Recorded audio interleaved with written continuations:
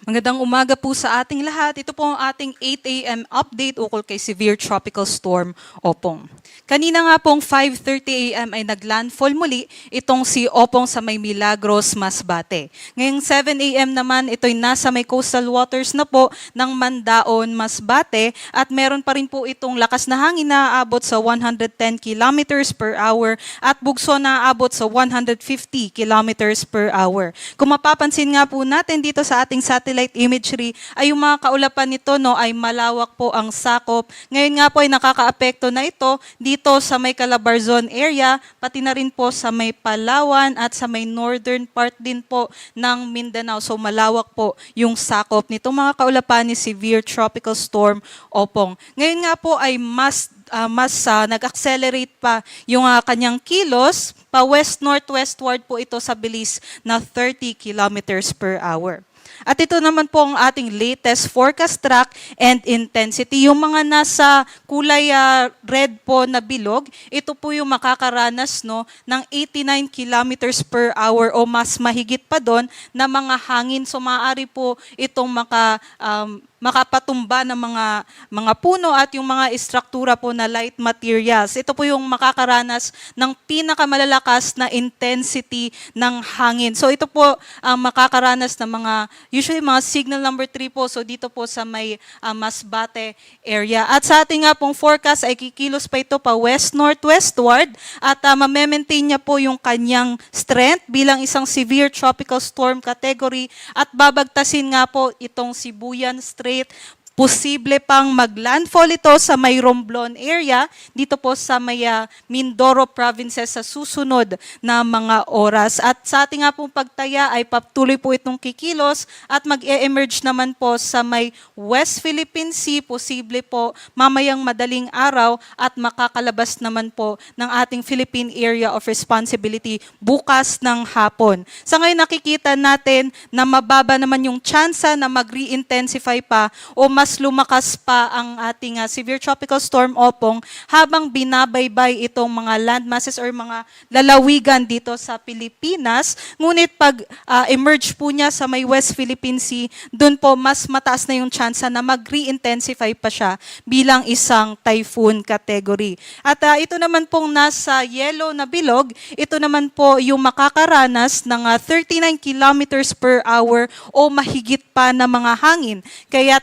kahit hindi po tayo malapit no, sa sentro nitong si Severe Tropical Storm Opong, ay meron pa rin po tayo mga pabugso-bugsong hangin dito sa may bilog na yellow. At yun nga po ay dito naman po posible mamayang hapon, close approach na po siya dito no, sa may Mindoro provinces at ito po yung pinaka malapit na lokasyon nito dito sa may Metro Manila. So sa ating nga pong forecast ay mas bumaba na yung track itong si Severe Tropical Storm Opong at hindi na magdidirect hit dito sa Metro Manila. So nasa south na po siya ng Metro Manila mamayang hapon. Ngunit nga po hindi natin inaalis no, yung tsansa na posibleng magkaroon pa rin tayo ng hanggang signal number 2 category dito sa Metro Manila. Kaya't meron pa rin po tayong malalakas na hangin, especially po no, dito sa may southern part ng Metro Manila, dyan po sa may Las Piñas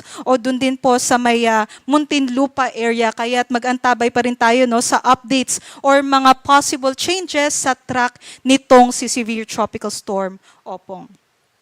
Ito naman po yung merong mga lalawigan po na may nakataas na signal number 3. So ngayon nga po sa ating nga pong forecast, since mas bumaba na yung track nitong si Severe Tropical Storm Opong, ay sa ating latest na na-release na forecast no, ay mas konti na lamang po yung makakaranas ng malalakas na hangin dito sa may Northern Luzon. So konting bahagi po ng Northern Luzon area ay wala na pong mga signal number 1. Pero dito naman po sa may Aklan at Capiz area, nadagdagan naman po yung may mga signal number 3.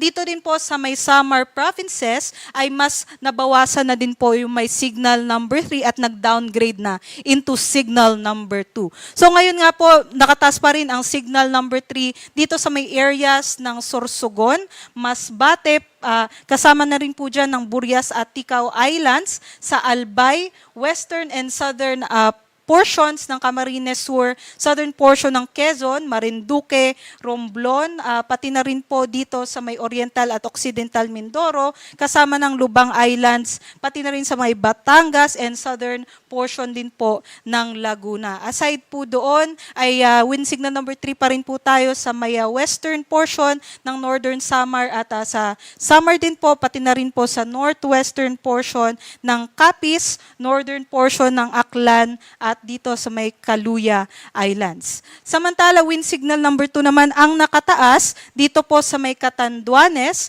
sa nalalabing bahagi ng Camarines Sur, Camarines Norte, sa nalalabing bahagi din po ng Quezon at sa Laguna, Rizal, sa Cavite, Metro Manila, Bulacan, Pampanga, Bataan at sa may southern portions ng Zambales at sa may Calamian Islands. So meaning po nitong wind signal number 2, no, kahit hindi pa po natin nararanasan yung mga malalakas na hangin nitong severe tropical storm Opong, ay asahan po natin yung hangin na ito sa loob po ng 24 oras. So kahit yun nga po, kung doon po sa mga lugar natin ay mainit pa, wala po, or makulimlim pa yung ating nararanasan, within the next few hours ay papunta na din po, or mararanasan na din natin, or may expect na din natin, no, yung mga pag-ulan at yung mga malalakas na hangin dulot ni severe tropical storm Opong. Aside po doon, yun nga po, nag-downgrade na nga po into signal number 2 dito sa may Northern Samar, northern portion ng Eastern Samar, northern and central portions ng Samar, nalalabing bahagi ng Biliran, sa may northern portion ng Leyte, Cebu, dito rin po sa may Negros Occidental, Iloilo, nalalabing bahagi ng Capiz, Aklan, at dito rin po sa may northwestern portion ng Antique. Wind signal number 1 naman po ang nakataas dito sa may Quirino, sa may central and southern portion ng Nueva Vizcaya, central and southern portion ng Benguet, La Union, Pangasinan, sa may northern portion din po ng Zambales, sa Tarlac, pati na rin dito sa may Antique, Iloilo, sa nalalabing bahagi ng Negros Occidental, Negros Oriental, Cebu, at pati na rin po sa may northern portion ng Bohol, nalalabing bahagi ng Leyte, nalalabing bahagi din po ng Samar, Eastern Samar, pati na rin sa Southern Leyte, Dinagat Islands, at Surigao del Norte. So yung mga nasa wind signal number 1, asahan po natin within 36 hours naman ay makakaranas na tayo ng 39 to 68 or 87 kilometers per hour na mga bugso ng hangin. At ito naman po yung nakataas na rainfall forecast natin dito po sa kabuuan ng Pilipinas. So, hindi ibig sabihin, no, na malayo po tayo doon sa sentro ng bagyo ay wala na tayong pag-ulan. Kung nare-remember nyo nga po sa satellite imagery ay malawak yung mga kaulapan nitong si severe tropical storm Opong. Kaya posible po kahit malayo tayo sa bagyo ay makakaranas pa rin po tayo ng malalakas na pag-ulan. Pansin po natin, no, yung mga makakaranas ng mga malalakas na pag-ulan ay mostly po ay nasa may southern part ng bagyo. So more than 200 millimeters na rainfall ang ating inaasahan ngayong araw dito sa may Occidental Mindoro, Oriental Mindoro, Romblon, Masbate, Northern Samar, Eastern Samar, at pati na rin sa may Sorsogon. So kung meron po tayong ganitong kalakas na mga pag-ulan, ay maaari nga po tayo mag-expect, no, ng mga floodings at posible din yung mga landslide. So yun po yung nararanasan ng ating mga kababayan na nadaanan na nitong si severe tropical storm Opong. 100 to 200 millimeters naman na rainfall ang ating inaasahan dito sa may Panay Islands, sa Negros Occidental, Central Visayas, at nalalabing bahagi din po ng Eastern Visayas, kasama na po ang Dinagat Islands. Dito naman po sa Luzon, nalalabing bahagi ng Bicol Region, sa may Batangas, Laguna, at sa may Rizal at or dito po sa may Quezon area ay makakaranas po ng 100 to 200 millimeters na rainfall today. And then for 50 to 100 millimeters, asahan po natin yan dito sa may Metro Manila, Bataan, Cavite, Aurora, pati na rin po sa Palawan, Negros Oriental, Camiguin at sa may Surigao del Norte. So aside po dito sa severe tropical storm Opong, ito po nga nasa Palawan, Negros Oriental no ay sanhi naman po ng pinalakas na southwest monsoon o habagat dahil nga po sa paghila nitong si severe tropical storm Opong. At idagdag ko lang po no kahit or kung nandun po kayo sa mga bulubunduking mga lugar, kahit nasa wind signal number 1 po kayo o ang forecast po natin ay mas mababa na mga hangin ang kanilang mararanasan, ay asahan po natin na mas palalakasin po nung mga bulubunduking mga lugar itong mga hangin na dala ni severe tropical storm Opong. Kaya yun nga po kung nandun po kayo sa mga mountainous regions ay mas malalakas na hangin ang ating mararanasan.